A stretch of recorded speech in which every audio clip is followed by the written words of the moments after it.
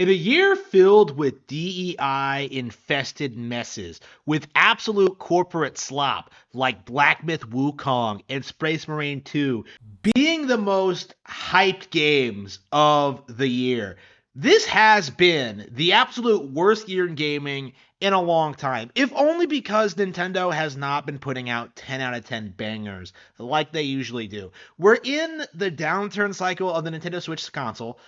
There is going to be a replacement hardware at some point in the future, not as soon as some make it out to be, but it is coming. And as a result of that, lately we've been getting a lot of really lower budget experimental things for the hardcore Nintendo audience, right? We got Princess Peach Showtime, we got a remake of another Code R, we got Mario vs. DK. Like, these games are good and far better than anything Warhammer 40K has ever put out, but when you actually compare 2024 with other years in gaming, there is no denying that Nintendo, the market leader in the industry, the greatest there ever was or ever will be, has not been putting out their A game.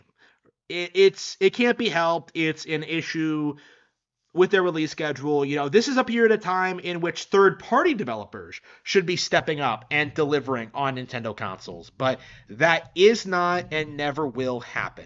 They will do everything they possibly can to avoid Nintendo hardware and pretend that the console is obsolete and that the real games are on Xbox and PlayStation.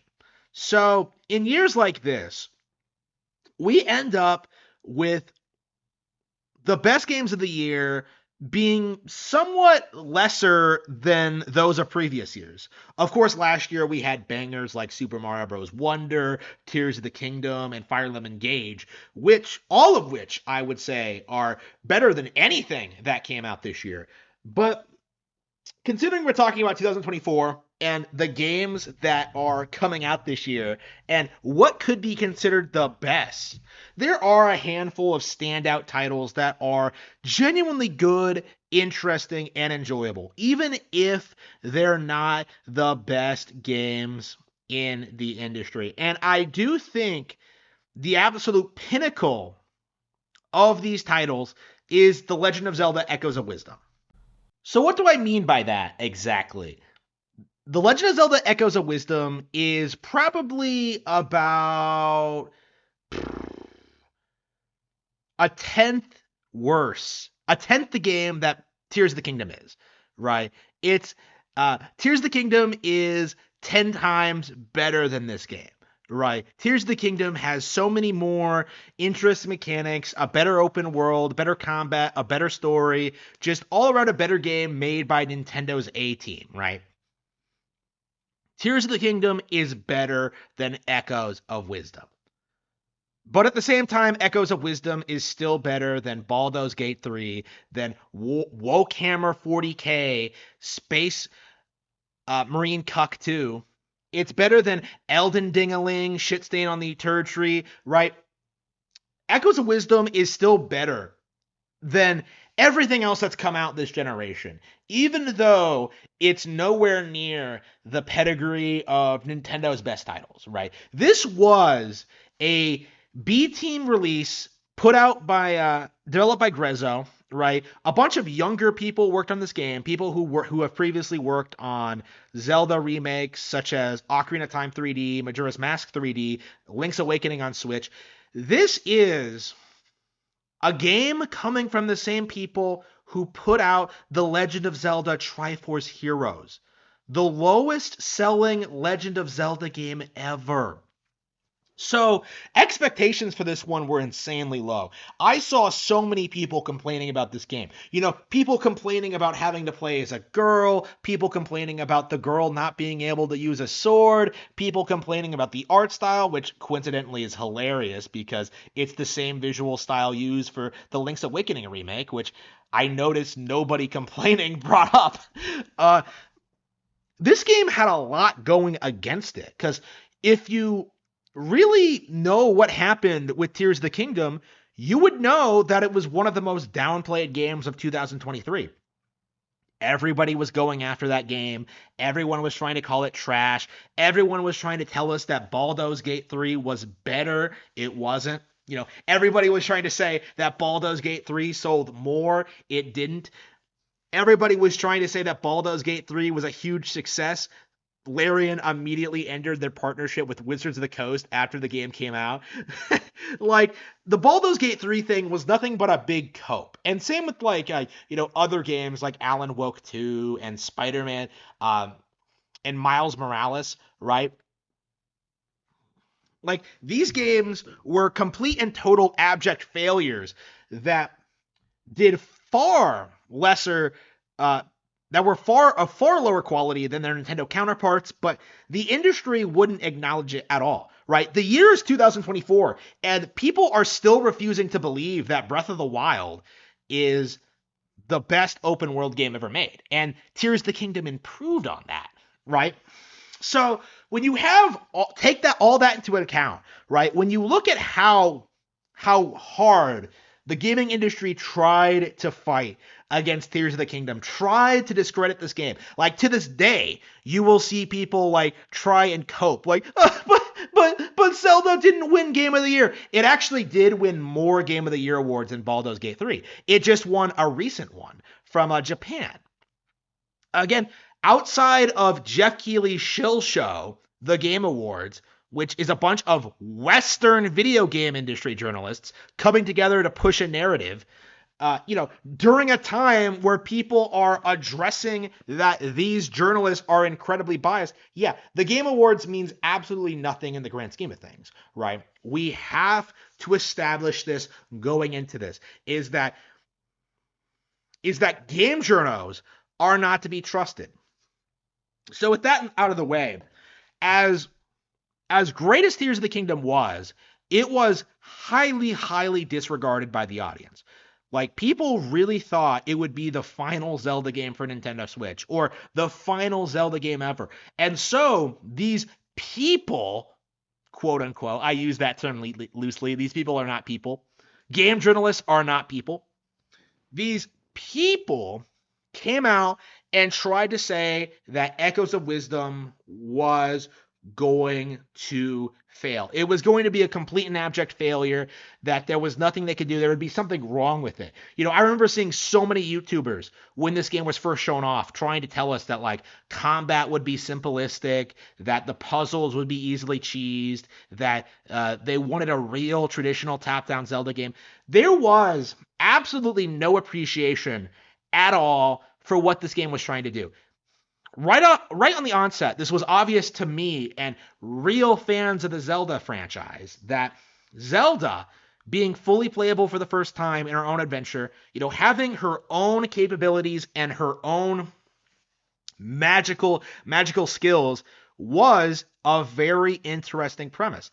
They did something that nobody actually really thought they could do, was create a video game about Zelda and her unique powers, and showcase why she is such a great and memorable video game character. If you're someone like Anita Sarkeesian, whenever you seriously ask for Mario and Link to be replaced by Princess Peach and Zelda in their respective games, the mindset is always be, okay, let's take these female characters and have them do everything that the male character does. There's no real understanding of the IP. There's no real respect for the characters or what they can accomplish or what they could do, or what a hypothetical game could just be like. Oh, just put a chick in it and make it lame, is the mindset for a lot of these people, right? This has been something that has been brought up over and over and over again over the years, but I do think with the release of Princess Peach Showtime and The Legend of Zelda Echoes of Wisdom, Nintendo has demonstrated how to make compelling female video game protagonists in a way that's different than the rest of the industry. Whereas everyone else is just replacing Jin Sakai with some new chick, right? They replace some male character with a female one. Joel with Ellie, Jin Sakai with that new girl. Nintendo understands that men and women can do different things in video games, and both Princess Peach Showtime and Echoes of Wisdom showcase this really, really well. To put it very, very simply, Nintendo's method is better. They actually respect their female characters. They understand that Princess Peach can carry a game on her own. They understand that Zelda can carry a game on her own. But they also understand that they simply can't replace Mario and Link because a bunch of fat white Western women told them to, right? This is the current state of gaming, is that things are so terrible now that a lot of people see a girl in a video game and immediately assume there's some kind of weird political messaging regarding it. I am happy to report, having played through all of Echoes of Wisdom, going through all the main quests, exploring the map left to right, there is essentially nothing in the game that I would consider to be woke. This game is a masterclass of dungeon and puzzle design. It has a really interesting, memorable combat system in which you utilize your echoes to summon forth objects or monsters to fight for you. The bosses are just incredibly fun, and the game just comes together beautifully.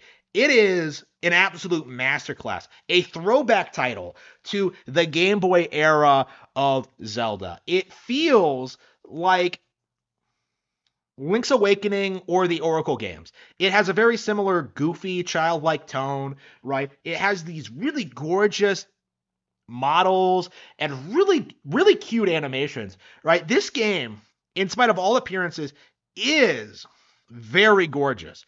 A lot of people look at a top-down Zelda and think it must be cheap and basic, but no, it really needs to be understood more that this perspective offers a really, really unique feel to the Zelda formula. This game offers a wide range of objects and monster designs that Zelda can just utilize whenever. Whether it's like a bat that generates electricity or a giant platform that you can jump on, or a statue that moves forward endlessly, or sand piranhas or moblins with shields and swords, right? Like, you are given a wide range of tools to work with, and much like Breath of the Wild and Tears of the Kingdom, there are multiple solutions to any given problem. And I'm happy to say that, unlike what a lot of concern trolls were spouting at the start, it is not possible to really cheese the game because of the limitations put onto the mechanics, because of very clever limitations and general design flow. Like, you're always going to be discovering new powers and finding new methods of proceeding forward organically, right? You can't simply just build a bazillion beds and make your way through a dungeon, for example, or just endlessly summon enemies and expect to win, right? Enemies have a lot of strengths and weaknesses that lead to really interesting clashes between each other, right? There's going to be a lot of times you send something out and are surprised at how ineffective it is. And the game encourages experimentation, right? And because of its open-ended design, because of a lot of times you get to do a lot of dungeons out of order, you will be getting echoes in different orders, in a different order than someone else. So it's very possible that an echo that would be extremely effective against whatever you're going up against will not be available to you in that moment, right? So the game actually does have this feeling of being incredibly balanced and compelling.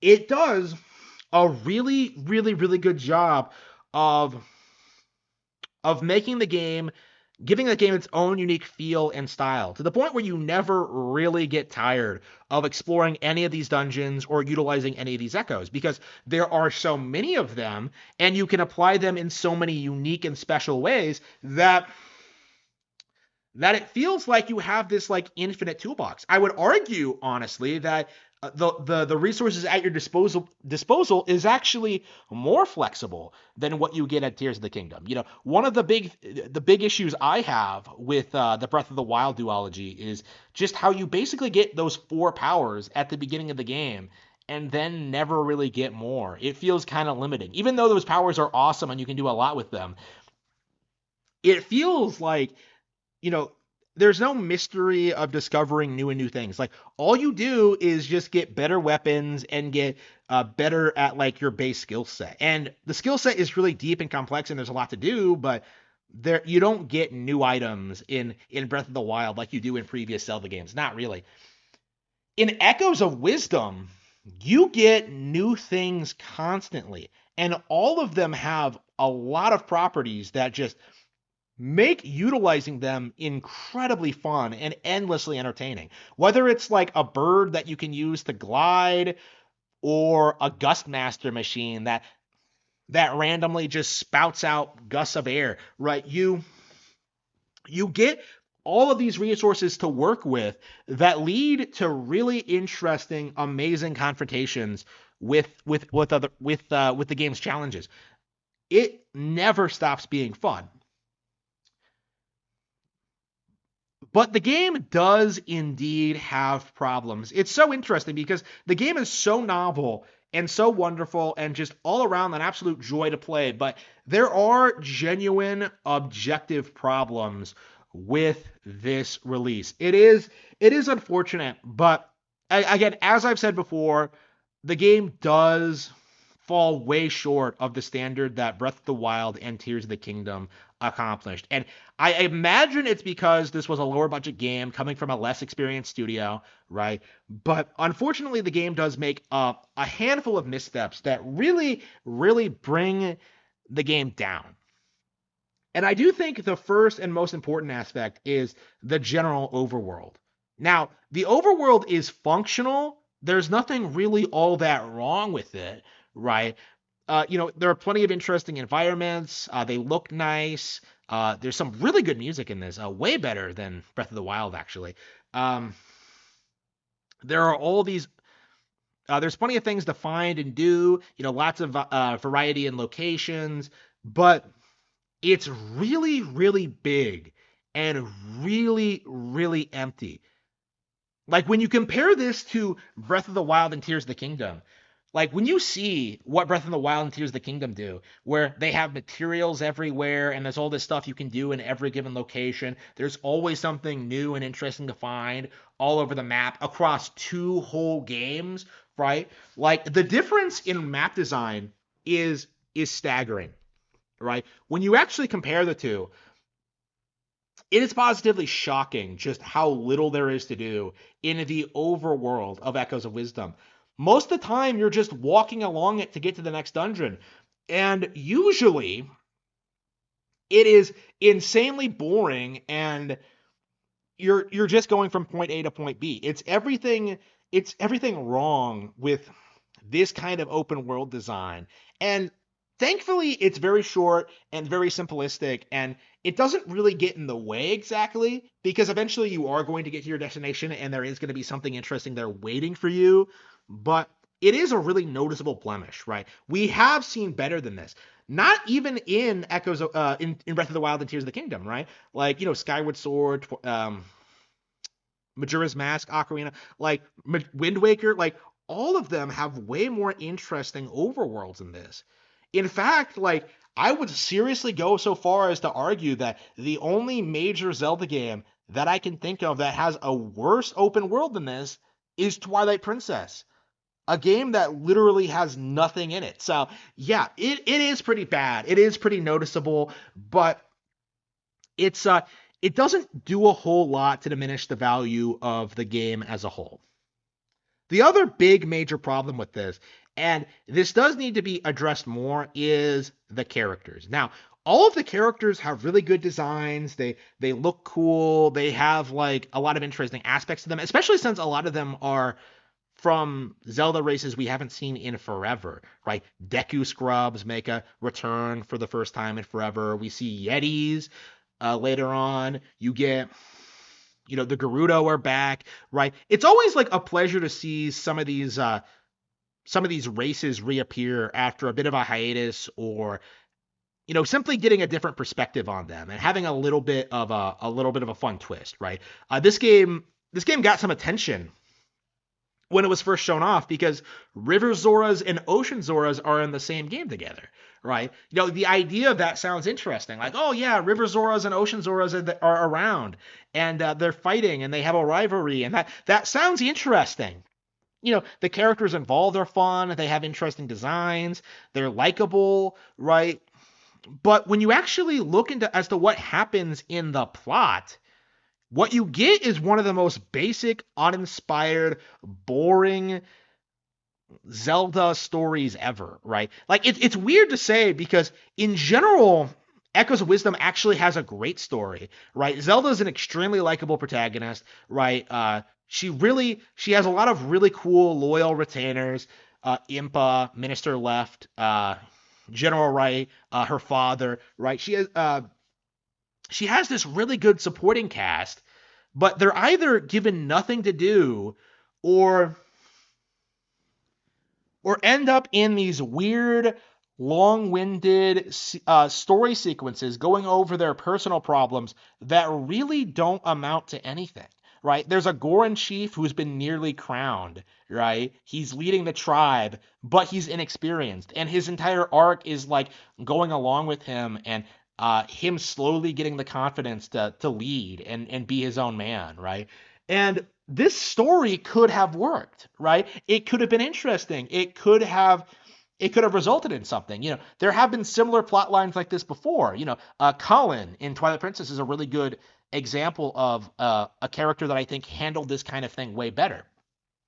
But it's so it the story comes out of nowhere. It's introduced.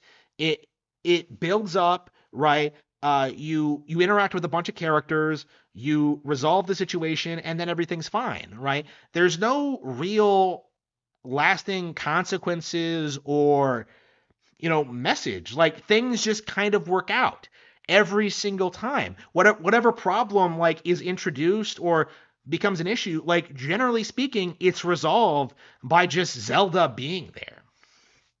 And it comes off as so contrived and so unfortunate that it really, really puts a damper on a lot of these characters who I think a lot of them I do like. Like I do like the Goron Chief and the Yeti and the Gerudos and the Zeldas and the Zora and the Deku Scrubs, right? Like I like them a lot, but they don't have any real character arcs. Like they feel very far removed from what's going on. I was shocked when I realized that like most of these races don't seem to know who Zelda is. Like they don't know the princess of the kingdom. It's just like I was just really really surprised by that decision. Like it's such a small like kingdom. Like surely that they at least should know her name, even if they've never met her before, right? It just seems kind of like kind of a really really odd decision. On the flip side, though, and I do think this is worth pointing out. This is kind of like the Fire Emblem Three Houses thing all over again, where the actual plot is kind of dumb and makes no sense, but the lore and the implications of the greater Zelda story are actually really, really interesting, right? This game introduces a lot of old aspects to the Zelda franchise that have felt like they've been forgotten about for a long time. I've talked previously about the races that have come back, most prominently Deku Scrubs. But there's also a lot of recurring bosses, enemies, monsters, and some forgotten plot aspects, right? This is the first time that Din, Nehru, and Faror have been referred to by name since like what, Wind Waker maybe? Like again, the Triforce makes an appearance, like its first appearance since like 2013 in A Link Between Worlds, right? You have like some lore introduced in this, right? You get some weird tidbits like why Link can't speak in this, which I think is the first time they ever tried explaining that. They have like they have all this really cool stuff that builds up to a really memorable, interesting final encounter, right? They really do a great job emphasizing like uh the themes of the Zelda franchise. It really makes you and your unique relationship with the hero Link feel like it's really worth something and important, right? Link isn't just like a side character that gets kidnapped early on. Like he's actively doing things. He's actively fighting the bad guys. Like he's actively doing things before you are, right? Like there's probably an entire game before you save him, right? And then like you team up with him and beat the final boss, and it's amazing, right? It's so cool and interesting. And it's such a shame that it's bogged down by like all the things the game does poorly. Like and I do think it's really interesting looking back on this. Like I blasted through the entire thing in like 2 days, right? Blasted through the entire thing. It was so much fun, but there were times where I began to feel as if like, I've seen this kind of hazard before. I know how to do this. It's like I know how to deal with this. It's like they didn't know how best to have a sense of progression, right? Like again, I think maybe they should have gotten rid of the ability to choose your dungeons because the second half is noticeably lower quality than the first half. The first half you get in like all these insane puzzles, all these great boss fights, all these memorable moments. Zelda's walking around the kingdom in disguise because she's been jumped, right? Because her father is an imposter now, right? And she's wanted. And then suddenly in the second half that stops being the case, and now you just have to like go places and do something to beat the final boss. It's like it just feels like the game didn't know what it wanted to do story wise, and it's so unfortunate because the game really has a lot going for it. It really does. It's so much fun to play, but unfortunately, they fell way short of what other Zelda games have accomplished. With that being said, though, the game is very well paced. You will be having a bunch of exciting adventures throughout the 20 to 25 hour runtime. This is a significantly shorter game than Breath of the Wild or Tears of the Kingdom, but I would argue that's not necessarily a bad thing. I think this might be a really good entry point for people who have never played a top down Zelda game before. If maybe you've played A Link to the Past and maybe played Link's Awakening, this is I think, a pretty solid follow up to those two games. And I do applaud Nintendo for getting the Grezzo team together to produce this. Apparently, at some point in development, this was meant to be the Zelda Maker game that we were being teased several years back, but at some point it morphed into this Zelda game, which I honestly think was a really smart decision to make. Instead of just doing the same thing they did with Mario Maker, but with Zelda, they came up with something really unique and novel and will be remembered by fans. I do think this game is going to have a major, major impact on the future of the franchise. I think it's really going to bring a lot of people into the wider Zelda world. I do think that needs to be said more, actually, is I keep seeing YouTubers make all these wild complaints about how, like, Nintendo didn't care about the lore in Tears of the Kingdom, but this game completely throws all that out of the window, I think is safe to say, considering how much adherence it has to established Zelda continuity and really emphasizing that it is part of like a wider mythos and adds quite a lot to that legend of Zelda. Right? It's really memorable. It's really memorable and interesting. And I think will go on to be a bit of a cult classic. But yeah, there is no denying that because this is a lower budget game and because of like this certain limitations, right? I did feel during the final fight that, which is a massive like 5 phase long, like 25-minute like ordeal, right? It really does feel like Link's going around pulling all these crazy stunts, fighting the boss, and you're just standing there waving your wand, summoning monsters to help him. It's like at that point, it did feel like I kind of wish Zelda was a bit more proactive as a protagonist. Like the game is very passive, right? But But like, some minor nitpicks like that aside, the game is an absolute gem. And I would highly suggest anybody looking for something unique and interesting this year to check this one out. It is full stop an absolute treasure.